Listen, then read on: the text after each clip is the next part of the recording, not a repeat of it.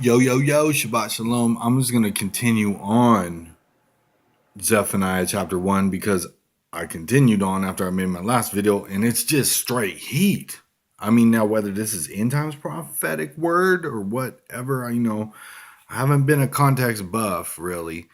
But at the same time, I think this begs to be examined, because this is major word right here. This is just major. Chapter 1, verse 12. And at that time it shall be that I search, God searches Jerusalem with lamps and punish the men who are settled on their dregs, who say in their heart, Yahuwah does no good, nor does he evil. Huh.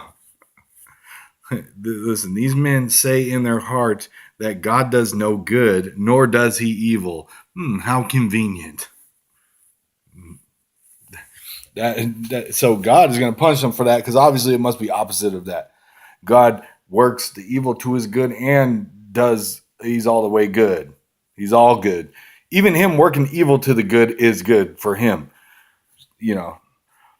And their wealth shall become plunder, and their houses laid waste, and they shall build houses but not inhabit them, and they shall plant vineyards but not drink their wine. Near is the great day of Yahuwah, near and hurrying greatly, the noise of the day of Yahuwah. Look at how gangster is that?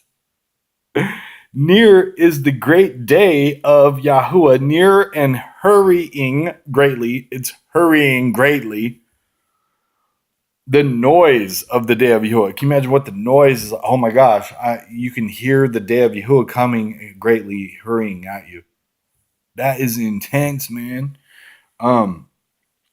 That's why let the mighty man then bitterly cry out. So you're talking like our most gangster men bitterly crying out.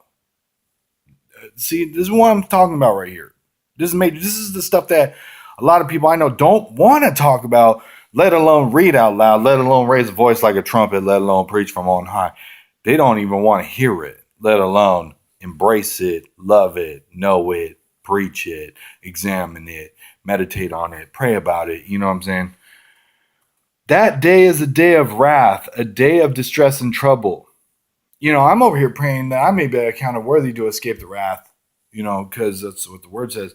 But that day is a day of wrath, a day of distress and trouble, a day of waste and ruin, a day of darkness and gloominess, a day of clouds and dense clouds, a day of ram's horn and alarm against the walled cities and against the corner towers. And I shall bring distress on men, and they shall walk like blind men. God bringing distress on men that they may walk like blind men. If they were already blind, why make them walk like blind? I don't know what that just came to me right now. Why you got to make them blind if they already blind? So they shall walk like blind men. I shall bring distress on men, and they shall walk like blind men, because they have sinned against Yahuwah, and their blood shall be poured out like dust. What? Their blood shall be poured out like dust, and their flesh like dung. So that's how God talking about men. The blood shall be poured out like dust, and their flesh like dung. Only God, but God.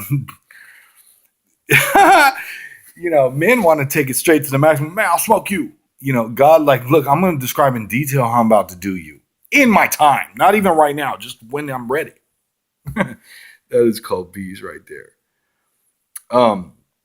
Neither their silver nor their gold, neither their silver nor their gold shall be able to deliver them in the day of the wrath of Yahuwah, and by the fire of his jealousy. Look how that's worded.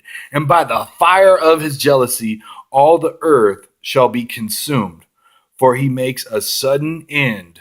A sudden end. Let me read that again. And by the fire of his jealousy, all the earth shall be consumed, for he makes a sudden end of all those who dwell in the earth. Ooh